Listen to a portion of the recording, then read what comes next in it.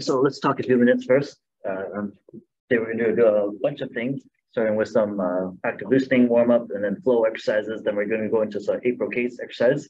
But first, I actually want to do like a bit of a review on this drama that I finished watching. It's a wuxia drama. So if you don't know, wuxia just means wushu. Wu means wushu or martial arts, and xia means hero or heroism or righteousness. So hence, that's why my business name is Wuxia Hero. So I like to talk about this kind of stuff. So basically in this drama, it's called Jue Dai Shuang Jiao or Jue Dai Shuang Jiao.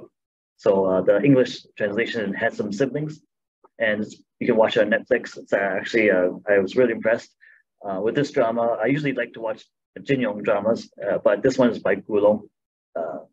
And Gulong is one of the most popular storytellers when it comes to this genre of stories. So actually, Jin Yong and Gulong are the 2 most popular ones, and they're actually both dead now. So, but their stories live on. So that's how their name lives on. So basically, in this story, it talks about 2 brothers, and these 2 brothers are separated at birth, and eventually have to find each other and fight each other. But this is not the story that caught my attention the most. The most part of the story that really caught my attention was basically there was 2 different masters in this drama, the 2 top masters in all of the martial arts world. They call it Jianghu in this drama. Basically the first character, she was a female, and she was the top master. She had really high level Neigong skills, but she always kind of hit that ceiling, and she could not reach that top part, and she always kind of talked about that. But later on, during the end of the drama, she actually got stuck and caught in this cave where there was no way out. Basically, she was trapped in there. She was outsmarted by the villains, and basically there's no food or water. So she was just waiting for her death. And in this time, she actually had nothing else to do, but then she just did what she knew about. So she just practiced Neigong. She took it as kind of like darkroom training, so Biguan type training.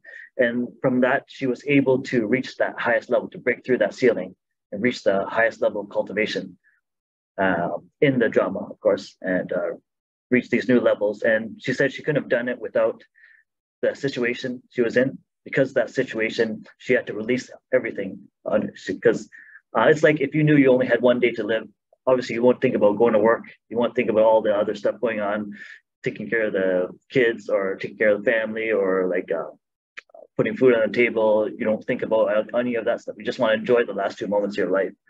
So because of that release and that detachment, that's what they talk about in Buddhism a lot, being able to detach yourself from worldly things. That's why they shave their head, they change their name and become monks, is for that separation, from that detachment from the physical world, the material world. And if you want to achieve these deeper, higher states of cultivation, that's one of the keys, is being able to detach yourself.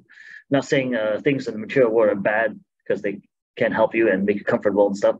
But if spiritual cultivation is your key and your goal, then something you want to think about. So is being able to let go and release. So, and later on today, we're going to do an exercise that helps you to release.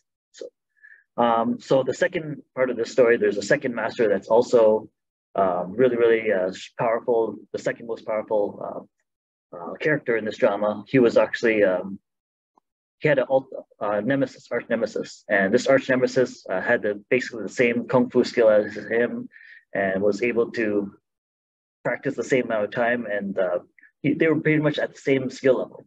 But this guy was always trying to challenge this main master to fight, and after 18 years of challenging him or trying to find him, he finally found him, and then he finally agreed to a duel. So after they fought, basically the main master defeated him in less than 1 minute. And then the defeated guy was, after he was in kind of a shame and just felt really bad for himself. And he asked him, why, how come even though our skill is the same level, I've been training the same amount of time, and I train hard just like you, how come I can get defeated in such a short period of time? So the main master then told him that when you train to serve yourself. You train because your ego, you want to make yourself better. You want to be better than everybody else. and you only want to have personal gain from your training. But when I train in order to teach other people, to serve other people. So whatever cultivation I get, my goal is to use that to train someone else to become better than me, and to be able to use that to serve and help humanity and the people around me.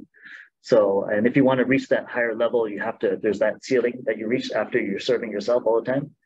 And there's another level after that. And this is when you become a servant again.